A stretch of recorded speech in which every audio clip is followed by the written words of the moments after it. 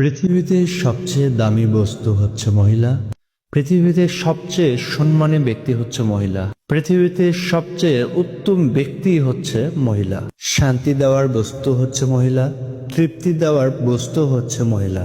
সার্বিক সুবিধা দেওয়ার বস্তুই হচ্ছে মহিলা। মহিলাই সারাদিন রান্না বান্না করার পরে কারেন্ট না থাকলে আপনাকে পাখাতে এক হাতে বাতাস করে আর এক হাতে খাদ্য পানি আপনার মুখে তুলে দেয়। এ হলো মহিলা। মহিলাকে আপনি চিনেন? মাথায় আপনার গোবর আছে, এর জন্যই আপনি তাকে চাকরি করতে পাঠিয়েছেন। ও চাকরি করতে যাবে কেন? সর্ব ধরনের সুবিধার জন্য হচ্ছে মহিলা। সর্ব ধরনের কল্যাণের জন্যই হচ্ছে মহিলা। সুখ শান্তি তৃপ্তির জন্যই হচ্ছে মহিলা। আল্লাহ তাআলা তাকে এই জন্যই সৃষ্টি করেছেন। সে অশুভ ফল হতে পারে কি করছে, ছি ছি ছি ছি।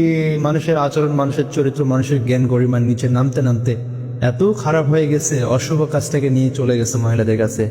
আল্লাহ তুমি সবাইকে এই কথাগুলো বুঝার তৌফিক দান করো, আমিন।